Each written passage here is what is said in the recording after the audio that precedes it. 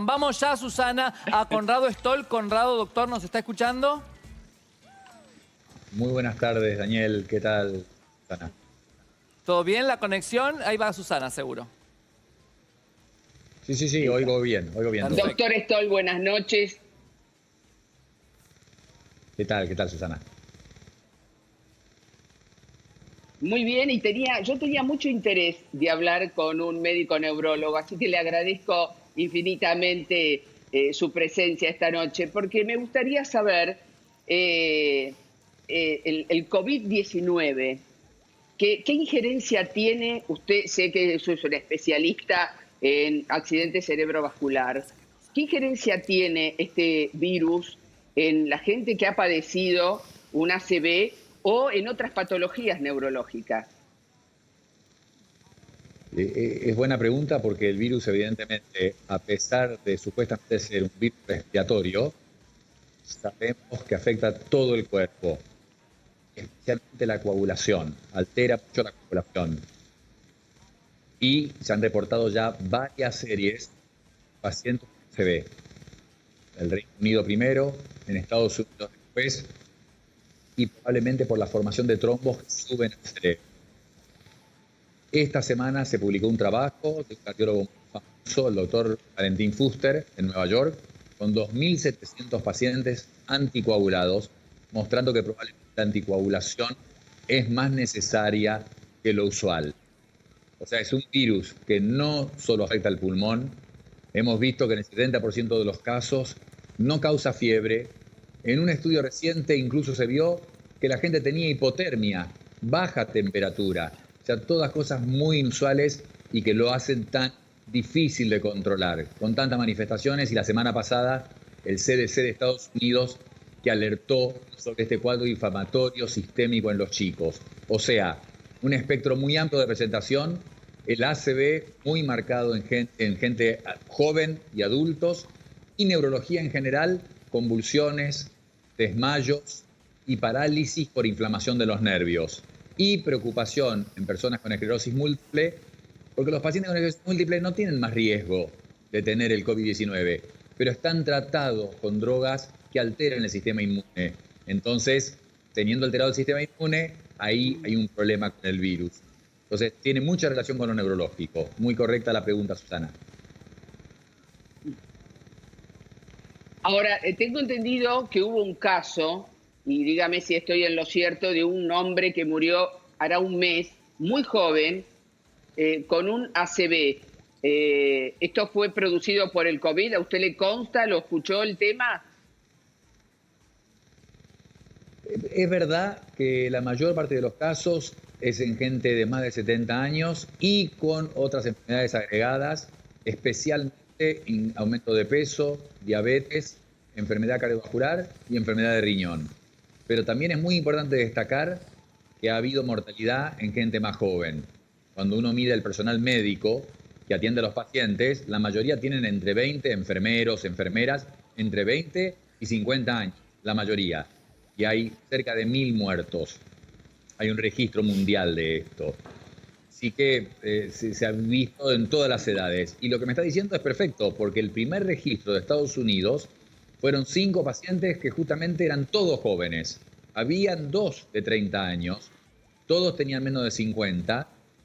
Y la teoría, yo escribía la revista, es una revista muy conocida, se llama New England Journal, mandé una carta porque creo que la hipótesis es que se le formó un coágulo en la pierna, en las venas de la pierna, trombosis venosa, que es algo muy reconocido, y el trombo de la vena sube al corazón, y en la gente joven justamente puede haber un orificio que hace que el trombo pase al lado que lleva la sangre al cerebro, y así ocurre el infarto cerebral. Pero efectivamente, todo el informe de Estados Unidos en esa revista importante fue en gente menor de 50 y habían un par en la tercera década de vida. Bien. Le voy a pedir a la gente del control si me pueden subir un poquito mi retorno, así lo escucho más claramente al doctor. Doctor, yo sé que usted hace un tiempo, hace un mes, no estaba muy de acuerdo con los testeos que se hacían en Argentina, ¿no? Y hace 24, 48 horas nos hemos enterado que los maravillosos investigadores del CONICET han desarrollado un test nuevo nacional que nos facilita, gracias a Dios, a todos, que puedan haber muchos más testeos. Cuénteme en qué usted lo aplicaría. ¿A qué tipo de personas? ¿A los que están saliendo a trabajar? ¿A todos en general? Cuénteme un poquito su opinión sobre esto. Extiendo un poquito, Susana. Si en algo no estuve de acuerdo era en no usar máscara. Yo pensaba que usar máscara era fundamental. Fuimos los primeros en proponerlo con Daniel, en un programa con Daniel. Así es. A la mañana. ¿En qué mañana? Y finalmente se instauró. Y es obligación en la mayor parte de los países y en Norteamérica, etcétera. Pero en los testeos no es que no he estado de acuerdo. Me ha constado que el gobierno intentó aumentar desde el principio. Y de hecho, de un par de cientos, unos pocos cientos de testeos por día, hemos llegado antes de ayer, creo, 3.500 en un día. Seguimos en un nivel bajo. En la Argentina se hacen 2.200 testeos por millón. Y para controlar la epidemia uno necesita 10.000, 15.000, 20.000. Sepan que hay países que hacen 50.000 y 80.000 testeos por millón. Yo no digo eso. Son recursos que no tenemos en nuestro país. Pero Chile hace 18.000. Ya se puede. Esto nuevo es muy bueno. La primera vez que lo escuché en realidad fue hace 2 meses en el King's College en Londres. Es una técnica que se llama LAMP, como si fuera el comienzo de lámpara. Es una técnica de amplificación isotérmica, y digo el nombre raro porque es diferente que la PCR que se hacía. Pero esta técnica también detecta el virus, que es lo importante. Se ve el virus y se hace el diagnóstico de la infección, pero en pocos minutos. Entonces la pregunta suya, Susana, es muy buena. ¿Dónde aplicarlo? ¿Es ideal para el geriátrico, para un refugio de la gente sin calle, que está en situación de calle, para las cárceles, incluso para centros médicos, cuando usted inmediatamente necesita saber que la persona está infectada o no, para salir a buscar a todos los contactos? En algunos casos puede haber más tiempo, la persona está aislada en su casa, pero en muchos hay que saberlo inmediatamente. Este nuevo test ayuda a eso.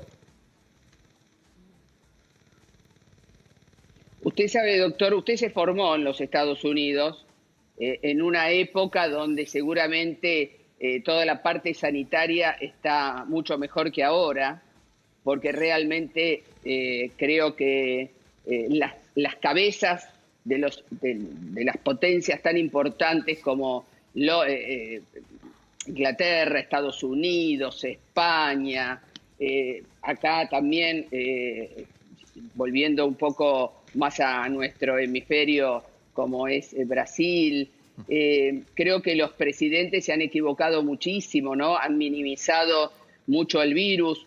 El tema del premier inglés, que terminó él en terapia intensiva, Trump, que lo minimizó, y es un horror lo que está pasando tanto en Estados Unidos como también en Brasil, y no hablemos del presidente de España, donde festejando el Día de la Mujer terminó muriendo un montón de mujeres y quedando viudas un montón de mujeres. Me parece que los responsables de los destinos de los países se han equivocado bastante y el pueblo está pagando las consecuencias.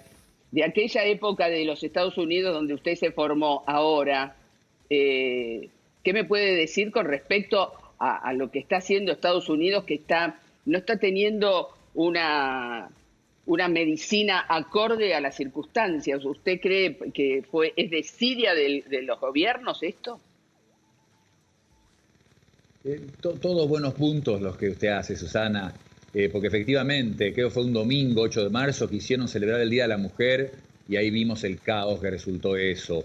Retraso en instalar el aislamiento. En Estados Unidos influyó muchísimo el flujo aéreo. Eso influye muchísimo en el hemisferio norte en general, particularmente en Estados Unidos. Piense usted, ellos pensaban que había que cerrar con China y Trump ha repetido esto de que cerró con China los vuelos y las conexiones aéreas y estaban recibiendo decenas de miles de infectados de Europa todos los días en vuelos, especialmente en Nueva York. Entonces, ahí hubo errores de ese tipo en que no se dieron cuenta que la infección ya estaba en Europa, no tanto en Oriente. Pero de todas maneras, está bien lo que usted dice, porque la ciencia en Estados Unidos médica es la superior, para mí la superior en el mundo, pero el sistema de salud no es muy bueno. Mucha gente está fuera del sistema de salud, se saturó y el problema es también la diversidad de opiniones por lo federal. Ahí usted tiene a Texas con cantidad de contagiados y de muertes que siguen ocurriendo y ellos abren. Y en Nueva Orleans, que están muy cerca, una ciudad, recién abrieron ayer sábado. Recién ayer sábado, después de 30 días de tener menos contagiados cada día, un día después del otro, cada vez menos. Varía mucho Estados Unidos, por eso Estados Unidos probablemente está en una meseta desde hace 30 días de contagio, en vez de bajar, en vez de disminuir y al terminar de hacer una campana en que desaparezcan los contagios. En Dinamarca hay una campana. Si usted mira, hay cada vez menos internados en terapia intensiva, hay cada vez menos intubados. Y como usted bien dice, México y Brasil son los ejemplos en el mundo de una curva empinada que asciende, junto con Rusia y algo de India. Entonces tiene mucho que ver los gobernantes, las decisiones, y fíjese cómo esto termina acá en la Argentina. Lo que veíamos hoy en la calle, en la ciudad, que había bastante gente, y está el tema este de los chicos, no está mal. Si la gente usa máscara y mantiene la distancia, no tendría que haber problema. El problema es que en la Argentina hay dos países. Está ese de las grandes avenidas donde veíamos gente pasear en un día bonito de sol, y están los lugares con hacinamiento, con gente de bajo nivel socioeconómico que no puede tener distancia, que quizás no tienen apoyo emocional, alimentario, para higiene. En varias villas se cortó el agua, imposible higienizarse sin agua. Entonces son las dos caras de la Argentina, pero se puede levantar el aislamiento cuando hay condiciones como las que vimos en la ciudad, en la que deambulamos nosotros mayormente. Pero el conurbano y las villas es lo que hay que apoyar e ir fuertemente ahí, para que ahí no haya brote. Claro. Bueno, hoy falleció una mujer que venía haciendo un reclamo, pobrecita, con respecto al agua. Ramona Medina. Ramona Medina, así es. Era la que hizo la denuncia una mujer hace 15 muy joven. días, 42 años. Era la representante de la Villa 31 que reclamó y denunció al gobierno de la ciudad por el tema de que no tenían ni siquiera agua y no estaban siendo atendidos. Había un abandono en medio de la pandemia. Hoy falleció. Bueno, y justamente es un una mujer de que la gente que tenía joven 42 también... años. Estamos hablando... Sí, claro. Perdón, adelante, perdón. No, siga usted. Yo decía justamente de que la gente joven piensa que no le va a pasar nada, y justamente no todos los organismos a los 40 años están óptimos. Ese es el punto. 60 años en los países emergentes equivale probablemente a 75 o más en un país desarrollado, Susana. La enfermedad vascular que usted destacaba al principio de la nota, el infarto de corazón, el ACV, ocurre en promedio 20 años antes en los países emergentes que en los países desarrollados. O sea, un señor tiene un infarto de corazón a los 50 en un país emergente, en zonas con nivel menor socioeconómico, pero lo tendría a los 70 en un país desarrollado. Se acumula la carga de enfermedad crónica. Cuando la gente no se cuida, está el exceso de peso, la diabetes, el colesterol, la hipertensión, no están bien controlados, la higiene dental, eso tiene mucho que ver también con la enfermedad arterial. Todo eso se acumula y esa persona de 60 años no tiene las características biológicas de la persona que ha estado cuidada toda una vida. Entonces estas personas tienen 40 cronológicos, pero biológicamente es mucha más edad y ahí están las consecuencias. ¿Está de acuerdo entonces en la flexibilización de esta cuarentena de que salgan los chicos a la calle, está de acuerdo, le teme o no a los padres que a veces son un poquito permisivos, porque yo soy padre también, pero somos un poquito permisivos cuando los chicos son chiquitos y quieren correr, jugar, no se ponen el barbijo o el tapaboca. El mensaje tiene que ser bien consistente. Esto no es una gripe y no es una frase hecha, sino que se pueden dar números. En cualquier lugar del mundo usted ve la estadística de influenza, es infinitamente menor la cantidad de casos que lo que ha pasado ya con el COVID-19. Por un lado. Segundo, el costo económico también se nombra mucho y los economistas lo nombran mucho. Están hechos los cálculos matemáticos y se han extrapolado a países emergentes. Si usted cuenta cuánto cae el PBI de un país al colocar el aislamiento, o sea, que se cae mucho más que sin aislamiento, ¿no es cierto? Pero usted considera cuánto cae el PBI con aislamiento, pero cuántas personas se salvan por tener el aislamiento, y se le asigna un valor en plata a la vida humana, usted va a tener clarísimamente que el aislamiento es un costo económico mucho menor que las pérdidas económicas de cerrar la economía parcialmente. Dicho eso, claro que estoy por el levantamiento del aislamiento. Una vez que uno lleva tanto tiempo, 2 meses nosotros, este fue muy temprano, ¿se acuerda? El jueves 19 de marzo a la medianoche empezó, realmente muy temprano. Lo que sucede es que al no estar tan acompañado por testeo, se hace larga esta curva, muy larga, y seguimos con aumentos diarios. No llegamos al pico. Pero es razonable ir liberando, y como siempre, y en todos los países, obvio que un sueco y un danés y un alemán y nosotros somos culturalmente muy distintos. Pero todo termina siendo basado en la responsabilidad de los individuos. Tiene que salir el que puede salir. Y el chico, si tiene más de 7 años, tiene que tener la máscara, y el padre darle el ejemplo. Pero como empecé diciendo, está bien liberar, cumplir con los parámetros que se han dado de liberación, mientras tanto seguir aumentando el testeo como se ha ido aumentando, para ver si hay algún indicio de brote o de aumento de número significativo, para entonces uno ajustar el aislamiento de vuelta. Esa es la idea, liberar y ajustar si hace falta. Pero no hay duda que no tenemos que pasarnos el resto del año encerrados, se puede ir liberando. Nuestro problema en este país es el conurbano, las villas, doctor, y por supuesto los geriátricos. Ya hemos visto eso. Doctor, ¿usted coincide con algunos también especialistas que dicen que esta semana ya va a llegar el frío tal vez más intenso y tal vez ahí va a recrudecer todo porque, bueno, este virus le viene bien? ¿El frío es así o no?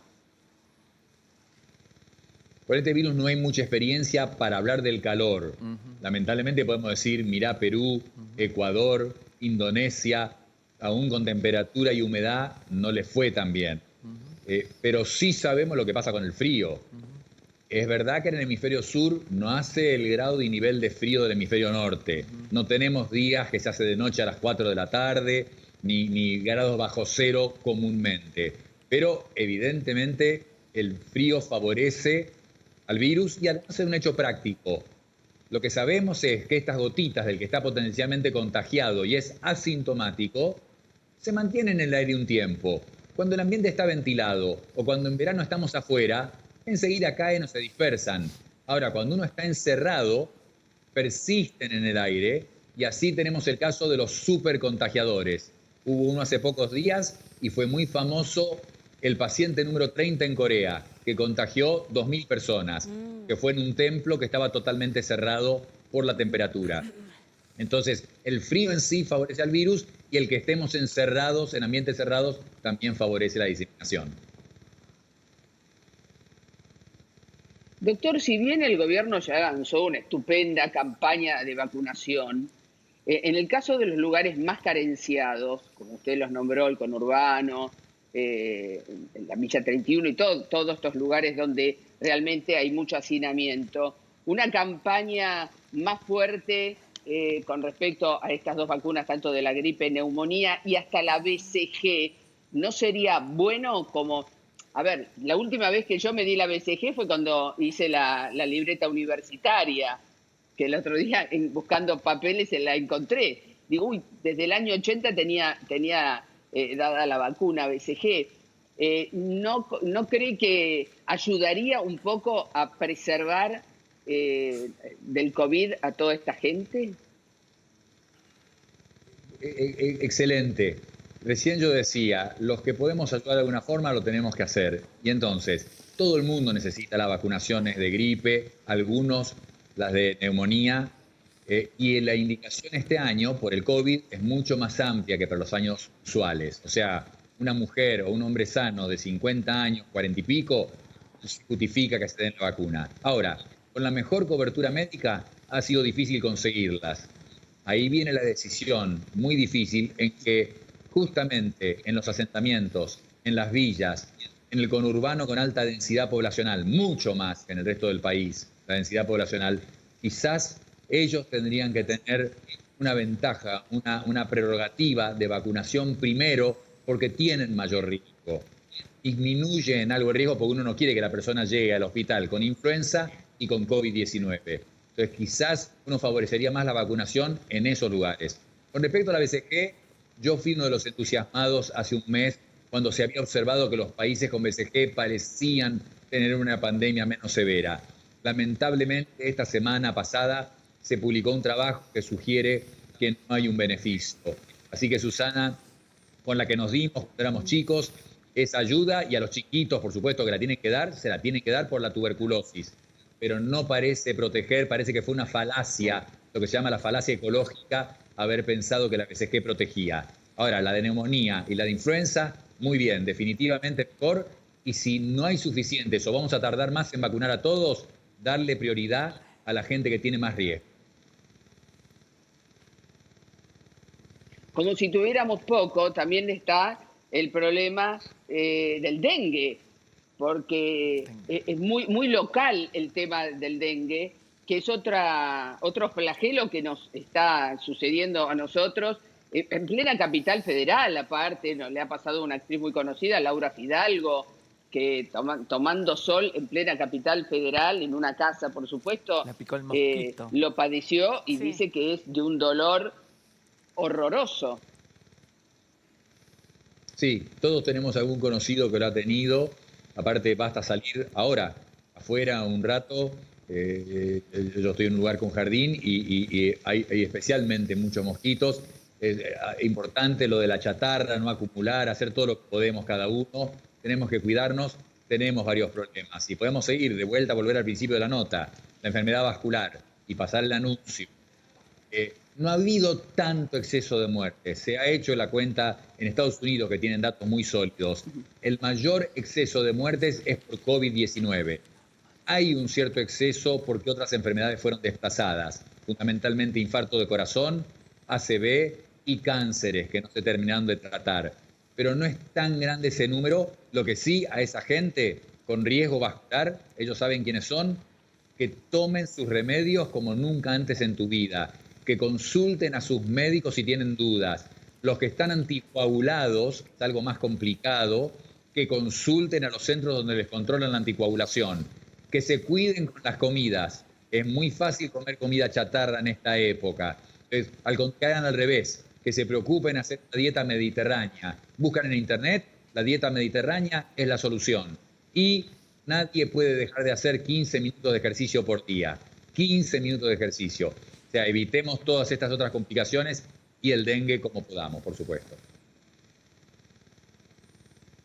Yo justamente a eso quería ir, usted como neurólogo, a sus propios pacientes, cuando lo llaman por teléfono ahora y le dicen, doctor, ¿y yo qué puedo hacer? Estoy angustiado o angustiada, ¿qué me aconseja? ¿Usted qué le aconseja a los pacientes, sus pacientes neurológicos y a todos en general? ¿Qué tipo de actividad, más allá de la física, obviamente, y hasta la intelectual, qué le aconseja a la gente? Hemos mandado mensajes generales con sugerencias generales, que son las que podríamos decir ahora, y que son las que se han dicho. Pero el punto importante es que a esta altura, y aún en personas que tienen un cierto confort en su vivienda, tienen espacio, tienen buena temperatura, tienen una heladera llena, pero a esta altura la mayor parte de la gente puede tener indicios de ansiedad, de angustia, incluso de depresión, todo asociado con insomnio. Ante la duda, y si tienen acceso, consultar con profesionales, terapeutas, definitivamente ayuda. Para los que puedan también, que tengan conexión de internet, hay hasta programas de internet, pagos algunos, en que hay terapias muy básicas que pueden ayudar. O ejercicios de relajación, el famoso mindfulness. Todo eso tiene un efecto probado científicamente en relajar, en disminuir la ansiedad, para niveles leves. Y lo otro, mantener la rutina. Mantener la rutina y aceptar lo que está pasando.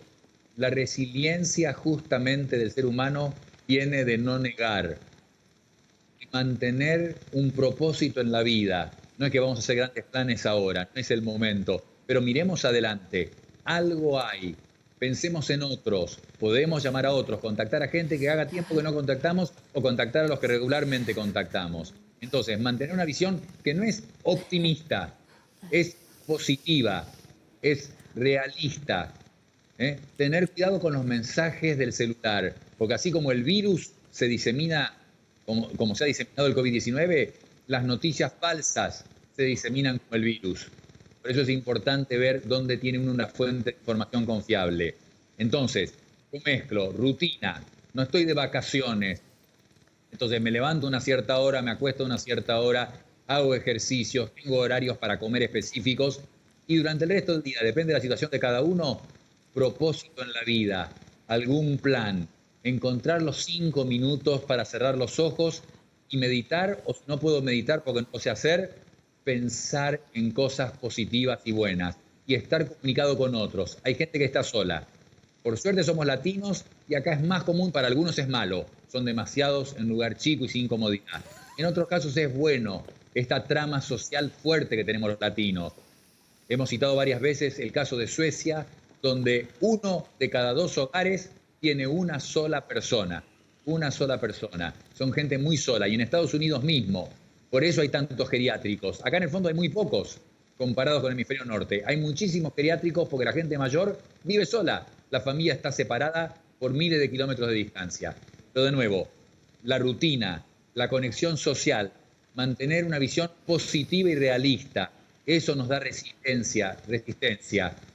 Y si hay un extremo, si las personas han tenido problemas y los que tienen problemas, drogas, alcohol, depresiones, tienen que contactar a grupos o a profesionales que se dedican a esto porque los van a ayudar seguramente. Doctor, si usted tuviera la responsabilidad de dirigir los destinos de un país, ¿no? Sería hoy usted presidente.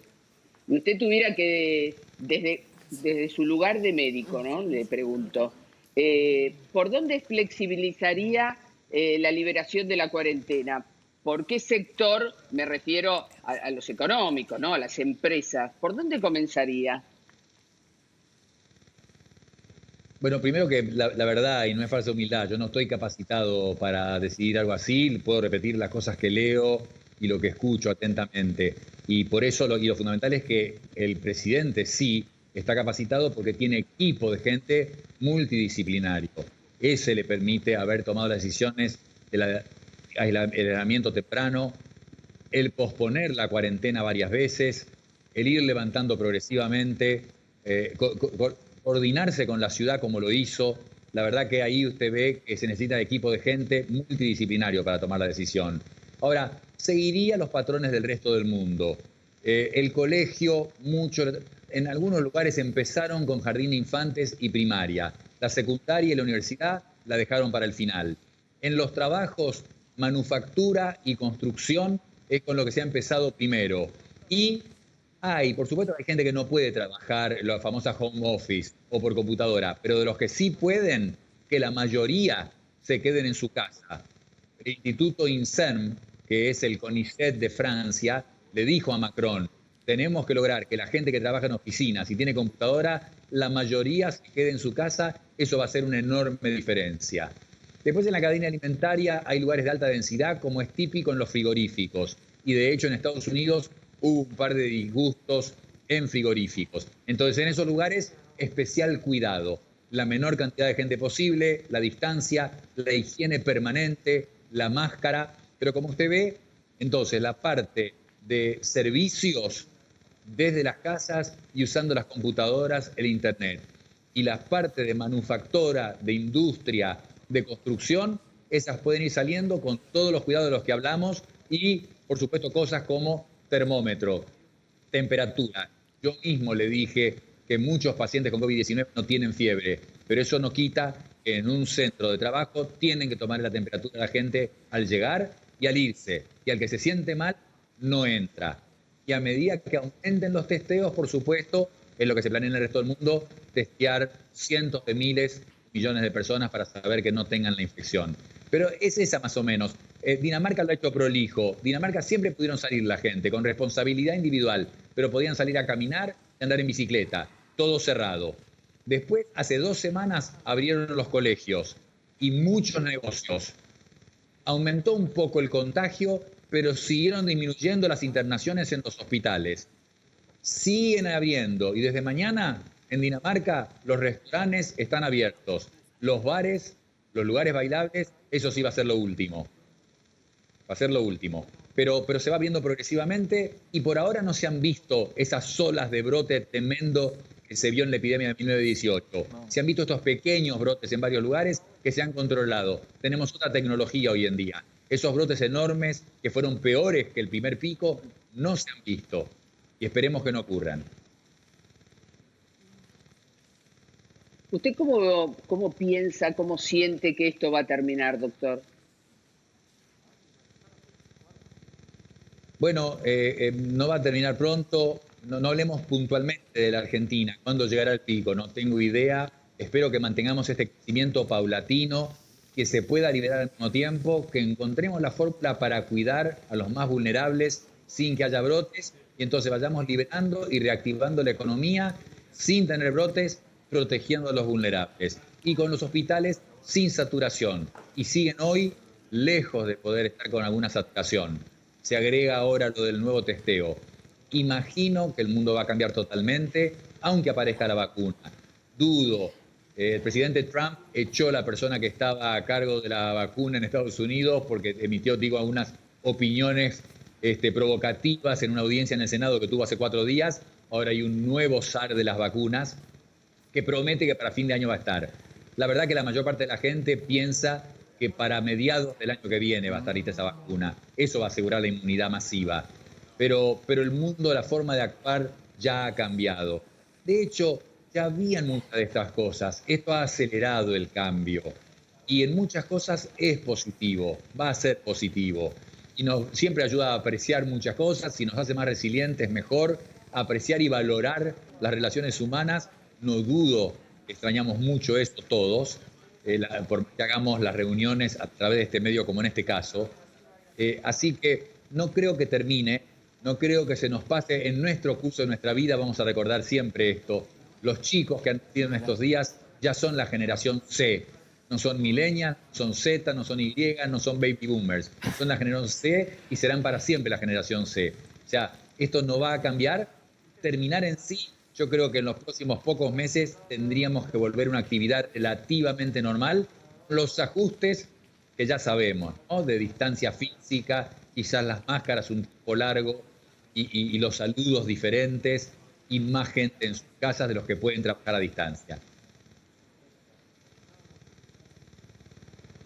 Doctor Stoll, muchísimas gracias, me encantó esta charla. Lo he escuchado en otras oportunidades, es muy claro, muy didáctico, así que fue un placer para nosotros tenerlo esta noche. Que siga bien, muchísimas gracias. Si ayuda en algo, esa es la idea, cada uno aportamos en lo que podemos, así que les agradezco mucho, yo también espero que haya sido útil y les agradezco mucho haberme invitado. Buenas tardes, que siga bien.